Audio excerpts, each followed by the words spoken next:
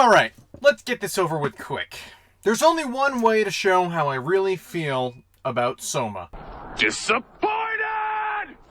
Yes, disappointed indeed, Mr. Sorbo. Disappointed. Alright, let me start off with saying this. I did not plan on doing a first impressions for this game. Not my original intentions whatsoever.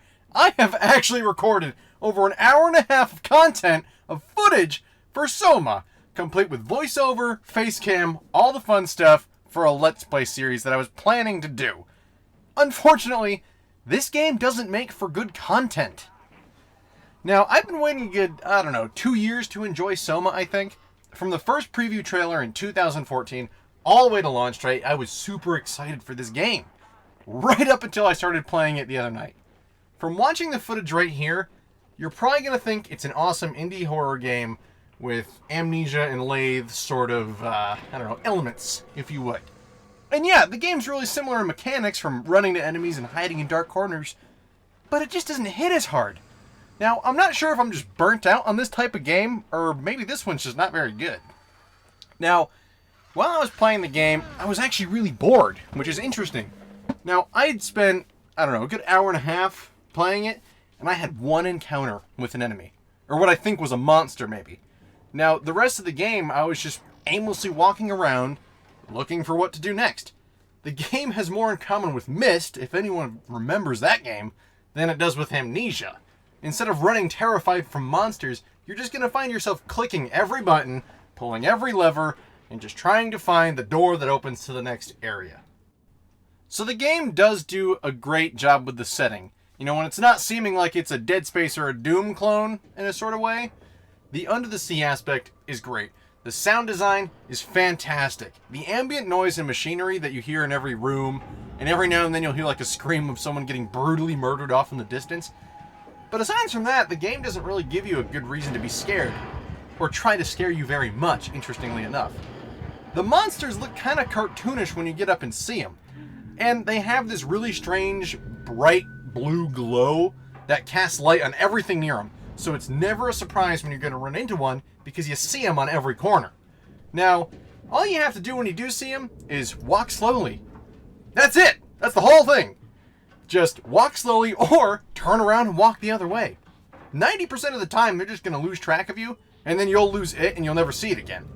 And with zero elements of survival in this game, you never feel a need of desperation or anything. You just sort of keep moving forward. That's it. You click buttons, walk to the next room, walk around the monsters, rinse, repeat. That's it. And this is kind of a shame, considering that the setting in this game is fantastic. You know, we have this amazing underwater facility being corrupted by robots and whatever the fuck these weird creatures are. And what should have been the scariest part of this game is actually horribly boring. Now, pretty quickly into the game, I'd say 45 minutes. You leave the facility, not by your own choice I might add, and you have to walk around outside the buildings on the ocean floor. Now this should be terrifying. You're at the bottom of the sea, it's pitch black, you have no idea what's right in front of you, behind you, left, right, up, down, who cares? You can't see anything. And that should have been terrifying. But, instead of opting for a dark, scary, creepy ocean, they light the ocean floor with street lights. And it ends up being brighter than the facility. Like, what are you doing? But, alright, so maybe the lighting's fair. You know, you can still get scares with good lighting. You know, Until Dawn had some fantastic lighting in scenes, still scary. So, maybe the water physics would make you feel dread. Like, you know those dreams you have when you're trying to get away and someone's chasing you? Yeah, they fucked that up too. So, instead of having this, like, slow, laggy feeling of having, like, the weight of the ocean just bearing down on you, they opted for moon physics, which is just bizarre. So if you see an enemy, you literally just sprint for like half a second. Yeah, you can sprint underwater apparently, and jump. And that causes the arc of your jump to take you clear away from all enemies. And I'm talking like a good 20-25 feet away. And the enemies walk really slow, so you're far enough away. So, nothing to be worried about in the ocean. Not even like fish. Nothing. It's just plain boring. Anyway, I'm going to move on from that. Now, I'm hoping that this game picks up. But where I'm at now in the game, with no new mechanics that have come in, and the setting's not getting more interesting at all. Now, This game could have been one of the few games that I sing praises about in the horror genre, because they're kind of becoming an oddity lately, like good horror. But this could end up being a game that I don't actually finish. You know, I don't have a compelling reason to get to the next part of the game. Like, I'm already having a hard enough time picking up the controller to give it another go. The story that's at hand isn't even that engaging, and when you do get to learn a bit of story, it's given to you with these dialogue at computer screens with a cartoonish image of another character. It's not that great. But, in the words of the wise Forrest Gump, that's all I've got to say about that.